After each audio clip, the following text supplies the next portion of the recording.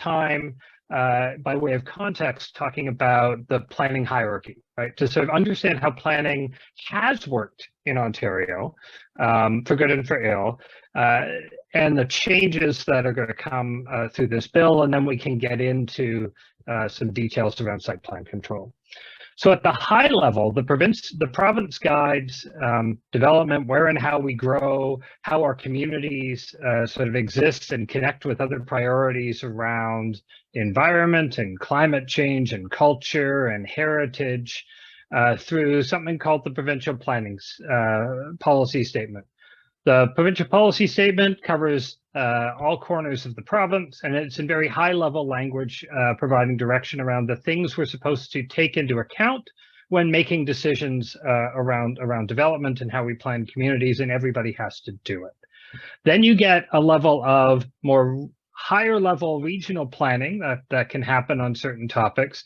So the growth plan for the Greater Golden Horseshoe, Toronto and the municipalities around it inside the Greenbelt, as well as the ones just on the outside of the Greenbelt, are covered by that.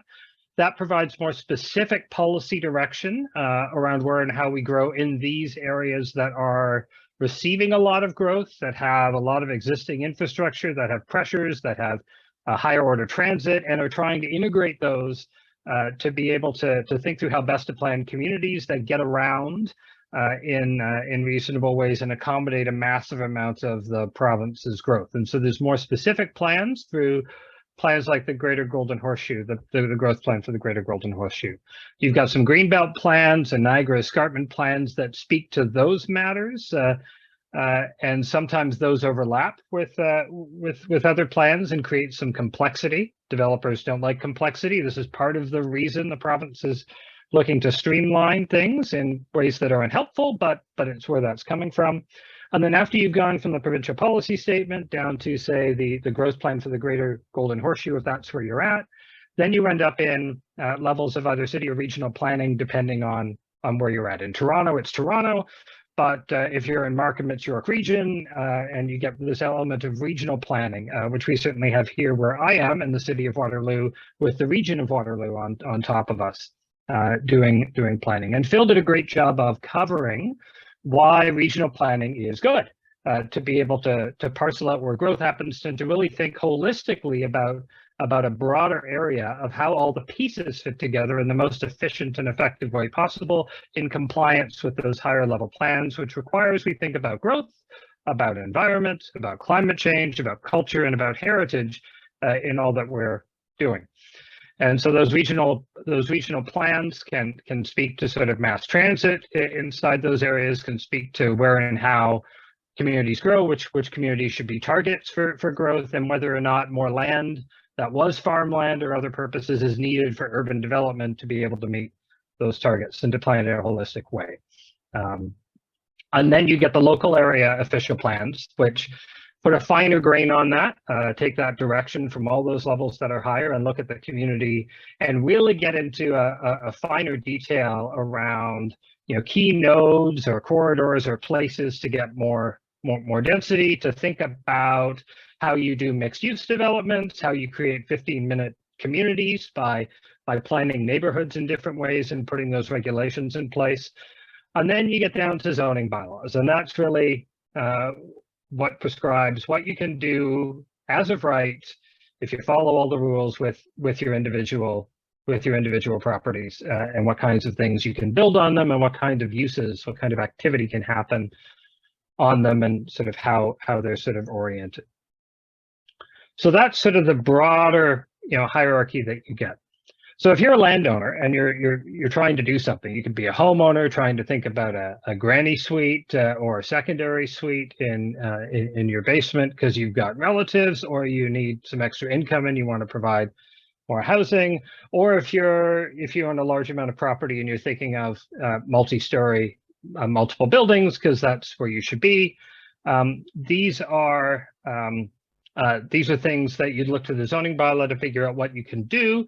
You would then go ahead and sort of submit a development application into the municipality with, here's my idea and here's what I would do. Depending on what you were trying to do, you had different levels. If you're building, you're trying to subdivide land to create a bunch of different new homes or townhouses. You're going through a subdivision planning process, and if you've got a parcel of land that's going to create, a number of units. In our municipality, it's 3 or more units. You're going through a site plan application before you can go and get your building permit to build. And so that's when we get to site plan control, that's really what we're talking about. We're underneath all of these layers of planning policy that are describing at finer and finer levels of detail what goes where and how it connects.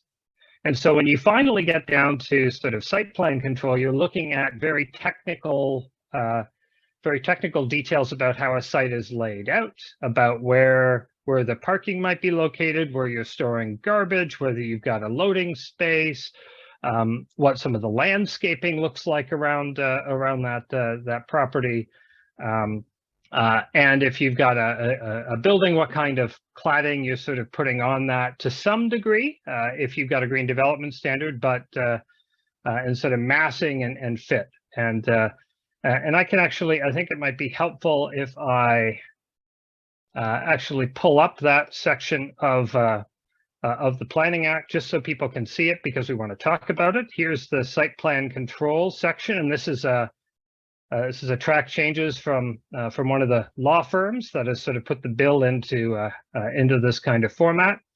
And so 2 changes are happening with site plan. The first thing is if you're building 10 units or less, you don't have to do it anymore. Whereas municipalities could, if they chose, require that you do it. In Waterloo, it's 3 units or more. If you're doing residential and any sort of commercial retail, you have to go into site plan. But here they're saying 10 units or less, don't have to do it anymore. I'll speak to that in a moment. But the other thing that I think is useful to know is what is it that you can ask of developers in site plan control? What does this mean to sort of people for how this works? And this starts by telling us, as long as we pass the right policies, we can require as a municipality that that you can only develop land if you do these things. And so we can require, what are you building where is what this sort of does. Show us some drawings that help us understand these different factors.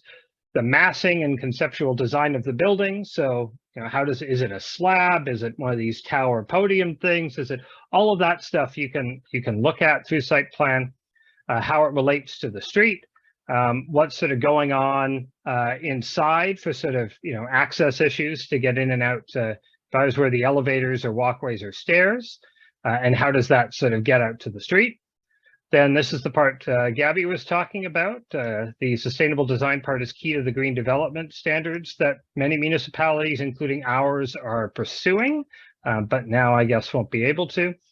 But exterior design, character, scale, appearance, design features of the building, and then there are a few other matters that are sitting here.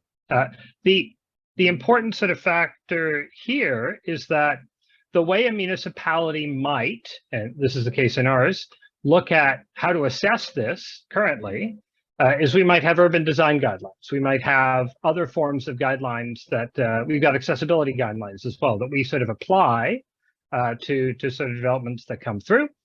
And so that might, that sort of speaks to sort of character, scale, appearance, and design. Because while we're not allowed to regulate how a building is constructed, we are currently allowed to sort of speak to how it looks in that sort of way. And while we'll still be able to figure out how it's massed, right? One of the big building blocks of how a building sort of sits on the property, is it one long line or does it sort of articulate? We'll still be able to do that, but what it sort of looks like and how it fits in, that part disappears, is what's proposed. So what you think your urban design guidelines may require may not be able to require it anymore, I think is the key sort of message on here.